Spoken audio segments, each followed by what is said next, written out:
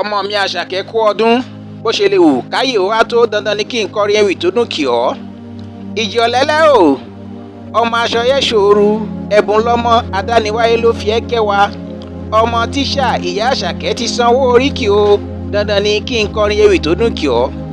Àṣàkẹ́ ìjì o ìwọ ni mo rán lóbì lọ́jà tó fi gbogbo owó kẹ́mi ẹlẹ́mìí ń yọ̀ olóbì ń ṣaṣọ mo wí fọlọ́bì kó má bínú mọ́ nítorí ibi owó bá wà ń lówó kúkú bá lọ.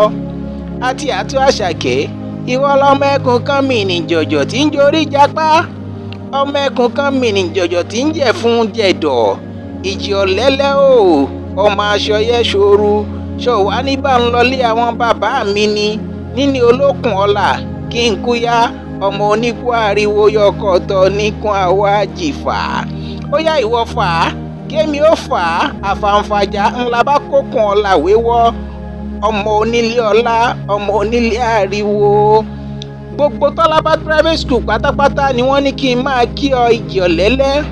gbogbo òṣìṣẹ́ Department of Occupational Therapy Lagos University Teaching Hospital gbogbo wọn náà ní kí n máa kí ẹ wọ́n sọ pé happy birthday many happy return Aláṣàkẹ́ ẹ̀mí ẹ̀ á tún ṣe púpọ̀.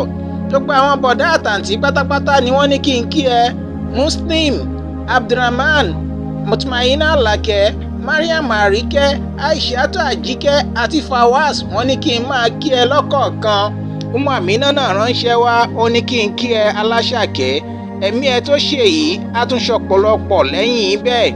mo ti kí ẹ lọ́dún yìí ná Aláṣàkẹ́ àwa mo tún máa kí ẹ tó bá tún di lọ́dún tó ń bọ̀. ìyá Àṣàkẹ́ ṣàdúrà fọmọ ẹ̀ ó ń dúpẹ́ pọ́dún ayọ̀ làṣàkẹ́ ń ṣe. bọ̀dá Muhammed náà ránṣẹ́ wá ó ní kí n kí ẹ lọ́pọ̀lọpọ̀ Aláṣàkẹ́ ó ti ṣọdún èyí o ó tún máa ṣe mí lọ́lá Olúwa. èmi tí mo kí ẹ lọ́dún yìí mo tún máa kí ẹ tó bá tún di lọ́dún tó ń bọ̀. Happy birthday to you Aláṣàkẹ́. Àṣàkẹ́ la wá kí o Aláṣà wá kí o Àṣàkẹ́ la wá kí o